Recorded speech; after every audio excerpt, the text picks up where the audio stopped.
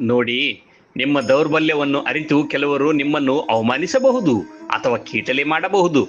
ಆದರೆ ನೆನಪಿಡಿ, ಗುರುಗಳ ಮೇಲೆ ಅಚಲವಾದ ನಂಬಿಕೆ ಇಟ್ಟರೆ ಅವರು ನಿಮ್ಮನ್ನು ಅಂತಹ ಪರಿಸ್ಥಿತಿಯಿಂದ ಖಂಡಿತ ರಕ್ಷಿಸುತ್ತಾರೆ. ಯಾರೂ ನಿಮ್ಮನ್ನು ಸೋಲಿಸಲು ಸಾಧ್ಯವಿಲ್ಲ ಎಂಬ ಧೈರ್ಯ ನಿಮಗಿರಲಿ. ನೀವು ಅಸಹಾಯಕರಾಗಿದ್ದಾಗ ಸಾಕ್ಷಾತ್ ಗುರುಗಳೇ ನಿಮ್ಮ ಬೆಂಬಲಕ್ಕೆ ನಿಲ್ಲುತ್ತಾರೆ. ಸಣ್ಣ ಮನಸ್ಸಿನ ಜನರ ಟೀಕೆಗಳಿಗೆ ಅಂಜುವ ಅಗತ್ಯವಿಲ್ಲ. ಕಾಲ ಎಲ್ಲದಕ್ಕೂ ಉತ್ತರ ನೀಡುತ್ತದೆ. ಅಲ್ಲಿಯವರೆಗೆ ಗುರುಗಳ ಪಾದದಲ್ಲಿ ನಂಬಿಕೆ ಇರಲಿ. ಎದುರಿಗಿರುವವರು ನಿನ್ನನ್ನು ಕುಂದಿಸಲು ನೋಡಿದಾಗ ನಿನ್ನ ಹಿಂದೆ ಗುರುಗಳ ಆಶೀರ್ವಾದವಿದೆ ಎಂಬುದು ಮರೆಯಬೇಡ. ಗುರು ನಂಬಿದವನಿಗೆ ಯಾವತ್ತೂ ಸೋಲಿಲ್ಲ. ನಮ್ಮನ್ನು ಅವಮಾನಿಸುವವರ ತಾತ್ಕಾಲಿಕ, ಆದರೆ ನಮ್ಮನ್ನು ಸಲಹುವ ಗುರುಗಳ ಶಕ್ತಿ ಶಾಶ್ವತ.